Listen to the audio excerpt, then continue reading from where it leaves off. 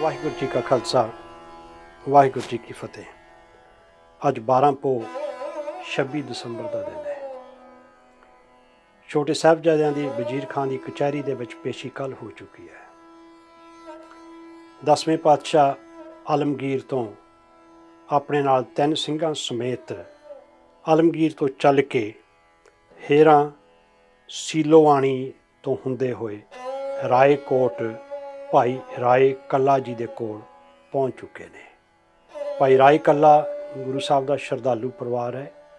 ਉਹ ਉੱਥੇ ਗੁਰੂ ਸਾਹਿਬ ਜੀ ਦੀ ਖਿਦਮਤ ਕਰਦਾ ਹੈ, ਉਹਨਾਂ ਦੀ ਦੇਖਭਾਲ ਕਰਦਾ, ਉਹਨਾਂ ਦੀ ਸੇਵਾ ਕਰਦਾ ਹੈ ਅਤੇ ਇੱਥੇ ਗੁਰੂ ਸਾਹਿਬ ਕੁਝ ਦਿਨ ਰੁਕਦੇ ਨੇ ਰਾਏ ਕੱਲਾ ਦੇ ਕੋਲ। ਅਤੇ ਸਰਹੰਦ ਦੇ ਵਿੱਚ ਛੋਟੇ ਸਾਹਿਬਜ਼ਾਦਿਆਂ ਨੂੰ ਦੁਬਾਰਾ ਫਿਰ ਪੇਸ਼ ਕੀਤਾ ਜਾਂਦਾ ਕਚਹਿਰੀ ਦੇ ਵਿੱਚ। ਫਿਰ ਪੁੱਛਿਆ ਜਾਂਦਾ ਵਜ਼ੀਰ ਖਾਂ ਵੱਲੋਂ, ਉਹਦੇ ਅਹਿਲਕਾਰਾਂ ਵੱਲੋਂ, ਕੀ ਇਸਲਾਮ ਕਬੂਲ ਕਰਦੇ ਹੋ? ਉਹ ਫਿਰ ਜਕਾਰੇ ਛੱਡਦੇ ਨੇ, ਵਾਹਿਗੁਰੂ ਜੀ ਕਾ ਖਾਲਸਾ ਵਾਹਿਗੁਰੂ ਜੀ ਕੀ ਫਤਿਹ ਬੁਲਾਉਂਦੇ ਨੇ। ਫਿਰ ਡਟ ਕੇ ਜਵਾਬ ਦਿੰਦੇ ਨੇ, ਅਸੀਂ ਦਸ਼ਮੇਸ਼ ਪਿਤਾ ਦੇ ਪੁੱਤਰ ਹਾਂ, ਅਸੀਂ ਮੌਤ ਤੋਂ ਨਹੀਂ ਡਰਦੇ, ਤੇਰਾ ਜਿੰਨਾ ਜ਼ੋਰ ਲੱਗਦਾ ਤੂੰ ਲਾ ਲੈ, ਅਸੀਂ ਤੇਰੀ ਈਨ ਨਹੀਂ ਮੰਨਣੀ। ਸਾਡੇ ਦਾਦੇ ਨੇ ਤੇਰੇ ਔਰੰਗਜ਼ੇਬ ਦੀ ਈਨ ਨਾ ਮੰਨਦਿਆਂ ਉਹ ਸ਼ਹਾਦਤ ਦਿੱਤੀ ਸੀ, ਸਾਨੂੰ ਤੂੰ ਕੀ ਡਰਾਉਣਾ ਹੈ, ਕੀ ਡਰਾਵੇ ਦਿੰਦਾ ਹੈ? ਫਿਰ ਦੂਨਾ ਸਿੰਘ ਹਠੂਰੀਆ ਲਿਖਦਾ ਹੈ ਕਿ ਵਜ਼ੀਰ ਖਾਂ ਗੁੱਸੇ ਵਿੱਚ ਆ ਕੇ ਸਾਹਿਬਜ਼ਾਦਿਆਂ ਦੇ ਉੱਤੇ ਫਿਰ ਜ਼ੁਲਮ ਕਰਨ ਦਾ, ਤਸੀਹੇ ਦੇਣ ਦਾ ਹੁਕਮ ਦਿੰਦਾ ਹੈ। ਉਹਨਾਂ ਨੂੰ ਇੱਕ ਦਰਖਤ ਦੇ ਨਾਲ ਬਾਹਾਂ ਪਿਛਲੇ ਪਾਸੇ ਕਰਕੇ ਦੋਹਾਂ ਨੂੰ ਬੰਨ੍ਹ ਦਿੱਤਾ ਜਾਂਦਾ ਹੈ। ਬਹੁਤ ਡੀਟੇਲ 'ਚ ਲਿਖਿਆ ਹੋਇਆ ਮਿਲਦਾ ਹੈ। ਬੰਨ੍ਹ ਦਿੱਤਾ ਜਾਂਦਾ ਹੈ ਅਤੇ ਦੂਰੋਂ ਗਲੇਲੇ ਮਾਰ ਮਾਰ ਕੇ ਉਹਨਾਂ ਦੇ ਉੱਤੇ ਇੱਟਾਂ ਮਾਰੀਆਂ ਜਾਂਦੀਆਂ, ਪੱਥਰ ਮਾਰੇ ਜਾਂਦੇ। ਗਲੇਲੇ ਸਮਝਦੇ ਹੋ?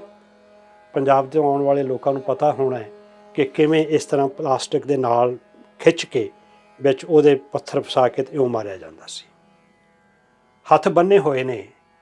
ਇੱਕ ਪੱਥਰ ਛੋਟੇ ਸਾਹਿਬਜ਼ਾਦੇ ਦੀ ਅੱਖ 'ਤੇ ਲੱਗਦਾ ਹੈ, ਅੱਖ 'ਚੋਂ ਖੂਨ ਵਗਣ ਲੱਗ ਪੈਂਦਾ ਹੈ। ਹੱਥ ਬੰਨੇ ਹੋਏ ਨੇ, ਉਹ ਪੂੰਝਿਆ ਨਹੀਂ ਜਾ ਸਕਦਾ, ਖੂਨ ਵਗ ਰਿਹਾ ਹੈ। ਦੂਸਰਾ ਦੇਖ ਕੇ ਉਦਾਸ ਹੋ ਰਿਹਾ ਹੈ।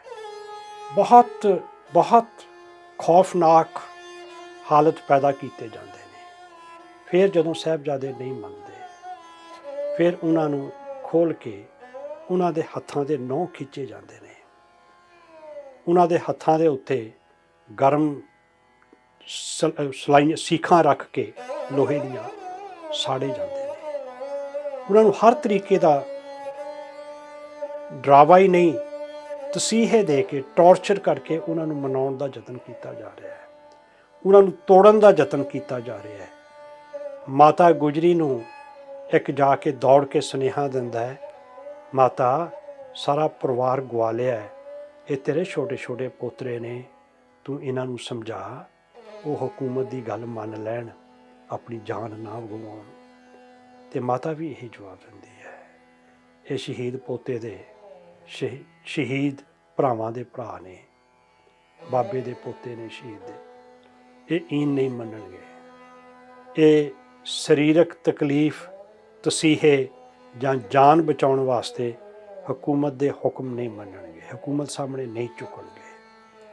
ਬਹੁਤ ਤਸੀਹੇ ਦਿੱਤੇ ਜਾਂਦੇ ਹੈ। ਦੁਬਾਰਾ ਫਿਰ ਵਿਚਾਰ ਵਟਾਂਦਰਾ ਵਜ਼ੀਰ ਖਾਂ ਕਰਦਾ ਹੈ। ਉਹਨਾਂ ਨੂੰ ਛੱਡਣ ਵਾਸਤੇ ਤਰਕੀਬ ਵੀ ਬਣਾਉਂਦਾ, ਸਕੀਮ ਵੀ ਬਣਾਉਂਦਾ, ਕਿਸੇ ਤਰੀਕੇ ਨਾਲ ਕੋਈ ਸਮਝੌਤਾ ਹੋ ਜਾਏ। ਕੁਝ ਨਹੀਂ ਹੁੰਦਾ, ਸਾਹਿਬਜ਼ਾਦੇ ਉਹਦੀ ਈਨ ਨਹੀਂ ਮੰਨਦੇ, ਬਲਕਿ ਜ਼ਖਮੀ ਹਾਲਤ ਵਿੱਚ ਵੀ ਉਸੇ ਤਰ੍ਹਾਂ ਚੜ੍ਹਦੀ ਕਲਾ ਵਿੱਚ ਰਹਿ ਕੇ ਜਕਾਰੇ ਛੱਡਦੇ ਨੇ ਉਹਦੀ ਕਚਹਿਰੀ ਦੇ ਵਿੱਚ। ਆਸੇ ਪਾਸੇ ਦੇਖਣ ਵਾਲੇ ਸਾਰੇ ਲੋਕ ਹੈਰਾਨ ਹੋ ਜਾਂਦੇ ਨੇ। ਮਲੇਰਕੋਟਲੇ ਦਾ ਨਵਾਬ ਸ਼ੇਰ ਮੁਹੰਮਦ ਖਾਂ ਉਹ ਸਭਾ ਨੂੰ ਛੱਡ ਕੇ ਬਾਹਰ ਚਲੇ ਜਾਂਦਾ ਹੈ, ਬਾਈਕਾਟ ਕਰਦਾ ਹੈ, ਮੈਂ ਇਹਦਾ ਹਿੱਸਾ ਨਹੀਂ ਬਣ ਸਕਦਾ। ਹੋਰ ਵੀ ਲੋਕ ਬਾਹਰ ਚਲੇ ਜਾਂਦੇ ਨੇ। ਦੀਵਾਨ ਟੋਡਰਮਲ ਅਤੇ ਉਹਦਾ ਸਾਰਾ ਪਰਿਵਾਰ ਵਜ਼ੀਰ ਖਾਂ ਤੱਕ ਪਹੁੰਚ ਕਰਦੇ ਨੇ।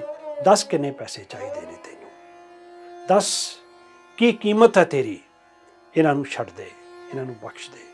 ਪਰ ਵਜ਼ੀਰ ਖਾਂ ਉਸ ਵੇਲੇ ਪਾਗਲਪਨ ਦੀ ਹੱਦ ਤੱਕ ਪਹੁੰਚ ਚੁੱਕਾ ਹੈ। ਉਹਦੀ ਕਿਸੇ ਪਾਸੇ ਪੇਸ਼ ਨਹੀਂ ਗਈ। ਉਹਦੀਆਂ ਹਜ਼ਾਰਾਂ ਦੀ ਗਿਣਤੀ ਵਿੱਚ ਫੌਜਾਂ ਹਰਲ ਹਰਲ ਕਰਦੀਆਂ ਗੋਬਿੰਦ ਸਿੰਘ ਜੀ ਨੂੰ ਲੱਭਣ ਵਾਸਤੇ ਭੱਜੀਆਂ ਫਿਰਦੀਆਂ ਸਾਰੇ ਪਾਸੇ, ਕਿਸੇ ਪਾਸਿਓਂ ਕੋਈ ਸੂਹ ਨਹੀਂ ਮਿਲਦੀ। ਵਜ਼ੀਰ ਖਾਂ ਦੇ ਸਾਹਮਣੇ ਸਿਰਫ ਛੋਟੇ ਸਾਹਿਬਜ਼ਾਦਿਆਂ ਦਾ ਮਸਲਾ ਨਹੀਂ ਹੈ, ਵਜ਼ੀਰ ਖਾਂ ਦੇ ਸਾਹਮਣੇ ਇਹ ਵੀ ਮਸਲਾ ਹੈ ਕਿ ਮੈਂ ਔਰੰਗਜ਼ੇਬ ਨੂੰ ਕੀ ਜਵਾਬ ਦਿਆਂਗਾ ਕਿ ਏਡੀ ਵੱਡੀ ਫੌਜੀ ਤਾਕਤ ਦੇ ਵਿੱਚੋਂ ਵੀ ਗੋਬਿੰਦ ਸਿੰਘ ਭੱਜ ਗਿਆ, ਲੁੱਕ ਕੇ ਦੌੜ ਗਿਆ, ਬਚ ਕੇ ਨਿਕਲ ਗਿਆ, ਤੇ ਏਡੀ ਵੱਡੀ ਤਾਕਤ ਹੋਣ ਦੇ ਬਾਵਜੂਦ ਵੀ, ਮੇਰਾ ਇਲਾਕਾ ਹੋਣ ਦੇ ਬਾਵਜੂਦ ਵੀ ਮੈਂ ਉਹਨੂੰ ਪਕੜ ਨਾ ਸਕਿਆ। ਬਹੁਤ ਨਮੋਸ਼ੀ ਵਾਲੀ ਹਾਲਤ ਵਿੱਚ ਹੈ ਵਜ਼ੀਰ ਖਾਂ, ਤੇ ਉਸੇ ਨਮੋਸ਼ੀ ਦੇ ਵਿੱਚ ਹੀ ਉਹ ਪਾਗਲਪਨ ਦੀ ਹੱਦ ਤੱਕ ਪਹੁੰਚਿਆ ਹੋਇਆ ਹੈ। ਜਦੋਂ ਵੇਖਦਾ ਹੈ ਇਹ ਵੀ ਮੇਰੀ ਕੀਨ ਨਹੀਂ ਮੰਨਦੇ, ਕੋਈ ਮੇਰੀ ਗੱਲ ਨਹੀਂ ਸੁਣਦਾ, ਦੀਵਾਨ ਸੁੱਚਾ ਨੰਦ ਤੋਂ ਬਗੈਰ ਕੋਈ ਉਹਦੀ ਗੱਲ ਸੁਣਨ ਵਾਲਾ ਉਹਦੇ ਦਰਬਾਰ ਦੇ ਵਿੱਚ ਨਹੀਂ ਹੈ। ਉਧਰ ਗੰਗੂ ਬਾਹਮਣ ਨੂੰ ਕੈਦ ਚੋਂ ਕੱਢ ਕੇ ਲਿਆਂਦਾ ਜਾਂਦਾ ਹੈ, ਉਹਨੂੰ ਵੱਖਰੇ ਕਰਕੇ ਪੁੱਛਿਆ ਜਾਂਦਾ ਹੈ ਕਿੱਥੇ ਆ ਉਹ ਮੋਹਰਾਂ ਜਿਹੜੀਆਂ ਲੁਕੋਈਆਂ ਸੀ ਤੈਂ, ਕਿੱਥੇ ਆ ਉਹ ਖਜ਼ਾਨਾ ਜਿਹੜਾ ਤੂੰ ਬਾਹਰ ਦੱਬਿਆ ਹੋਇਆ ਹੈ। ਉਹ ਸੌਹਾਂ ਖਾਂਦਾ ਹੈ ਤੇ ਉਹ ਆਖਦਾ ਵਜ਼ੀਰ ਖਾਂ, ਜੇ ਤੂੰ ਜਿਨ੍ਹਾਂ ਦੇ ਘਰ ਦਾ ਲੂਣ ਖਾਧਾ ਸੀ ਤੂੰ ਉਹਨਾਂ ਦਾ ਨਹੀਂ ਬਣ ਸਕਿਆ ਤੇ ਮੇਰਾ ਕੀ ਬਣੇਗਾ। ਤੇ ਉਹ ਉਹਨਾਂ ਨੂੰ ਗੰਗੂ ਭੁਲੇਖੇ 'ਚ ਪਾ ਕੇ ਜੰਗਲ ਦੇ ਵਿੱਚ ਲੈ ਕੇ ਜਾਂਦਾ। ਇੱਥੇ ਇੱਕ ਮੋਹਰਾਂ ਦੱਬੀਆਂ ਹੋਈਆਂ, ਕੁਝ ਨਹੀਂ ਮਿਲਦਾ ਉੱਥੋਂ, ਤੇ ਉਹਨੂੰ ਵੀ ਵਜ਼ੀਰ ਖਾਂ ਕਤਲ ਕਰਵਾ ਦਿੰਦਾ ਹੈ। ਗੰਗੂ ਉਸੇ ਦਿਨ ਹੀ ਮਾਰਿਆ ਜਾਂਦਾ ਹੈ ਕਿਉਂਕਿ ਉਹਦੇ ਪਾਸੋਂ ਕੁਝ ਨਹੀਂ ਲੱਭਦਾ। ਉਹਨੂੰ ਆਪਣੇ ਕੀਤੇ ਦੀ ਸਜ਼ਾ ਮਿਲਦੀ ਹੈ। ਸਾਹਿਬਜ਼ਾਦੇ ਆਪਣੀ ਦ੍ਰਿੜਤਾ ਦੇ ਨਾਲ ਵਜ਼ੀਰ ਖਾਂ ਦੇ ਦਰਬਾਰ ਦੇ ਵਿੱਚ, ਉਹਦੀ ਸਭਾ ਦੇ ਵਿੱਚ ਉਹਦਾ ਮੁਕਾਬਲਾ ਕਰਦੇ ਹੈ, ਈਨ ਨਹੀਂ ਮੰਨਦੇ। ਸ਼ਾਮ ਪੈਂਦੀ ਹੈ, ਉਹਨਾਂ ਨੂੰ ਵਾਪਸ ਠੰਡੇ ਬੁਰਜ ਵਿੱਚ ਮਾਤਾ ਗੁਜਰੀ ਜੀ ਦੇ ਕੋਲ ਭੇਜ ਦਿੱਤਾ ਜਾਂਦਾ ਹੈ। ਫਿਰ ਭੁੱਖੇ ਨੇ, ਠੰਡ ਹੈ, ਕੱਪੜੇ ਨਹੀਂ ਹਨ ਗਰਮ, ਬਾਰਿਸ਼ ਹੋ ਰਹੀ ਹੈ, ਹਵਾ ਵਗ ਰਹੀ ਹੈ ਬੜੀ ਤੇਜ਼। ਅੱਜ ਵੀ ਉਹ ਭਾਗਾਂ ਵਾਲੇ ਲੋਕ ਜਿਹੜੇ ਇਸ ਸ਼ਹੀਦੀ ਜੋੜ ਮੇਲੇ 'ਤੇ ਕਿਤੇ ਫਤਿਹਗੜ੍ਹ ਸਾਹਿਬ ਗਏ ਹੋਣਗੇ ਤੇ ਉਹਨਾਂ ਨੂੰ ਯਾਦ ਹੋਣਾ ਹੈ ਕਿ ਇਹਨਾਂ ਦਿਨਾਂ ਦੇ ਵਿੱਚ ਅੱਜ ਵੀ ਬੜੀ ਠੰਡ ਪੈਂਦੀ ਹੈ, ਬਾਰਿਸ਼ ਵੀ ਅਕਸਰ ਹੋ ਜਾਂਦੀ ਹੈ, ਪਰ ਫਿਰ ਵੀ ਸੰਗਤਾਂ ਆਪਣੀ ਸ਼ਰਧਾ ਵੱਸ ਉਸ ਠੰਡ ਦੇ ਵਿੱਚ ਬੈਠਦੀਆਂ। ਅੰਦਾਜ਼ਾ ਲਗਾਓ ਉਹ 1704 ਈਸਵੀ ਵਾਲੇ ਸਮੇਂ ਜਦੋਂ ਠੰਡ ਅੱਜ ਨਾਲੋਂ ਵੀ ਵੱਧ ਪੈਂਦੀ ਹੁੰਦੀ ਸੀ, ਕਿਵੇਂ ਉਹ ਠੰਡੇ ਬੁਰਜ ਦੇ ਵਿੱਚ ਬੈਠੇ ਹੋਣਗੇ, ਭੁੱਖਣ ਭਾਣੇ ਨੇ। ਅੱਜ ਦੇ ਦਿਨ ਫੇਰ ਉਹ ਬਾਬਾ ਭਾਈ ਮੋਤੀ ਰਾਮ ਮਹਿਰਾ ਆਪਣੀ ਪਤਨੀ ਦੇ ਹੋਰ ਗਹਿਣੇ ਲੈ ਕੇ, ਦੁੱਧ ਦਾ ਗੜਵਾ ਲੈ ਕੇ, ਪਹਿਰੇਦਾਰ ਨੂੰ ਵੱਢੀ ਦੇ ਕੇ ਠੰਡੇ ਬੁਰਜ ਵਿੱਚ ਪਹੁੰਚ ਕੇ ਮਾਤਾ ਜੀ ਤੇ ਸਾਹਿਬਜ਼ਾਦਿਆਂ ਦੀ ਸੇਵਾ ਦੁੱਧ ਦੇ ਨਾਲ ਕਰਦਾ ਹੈ।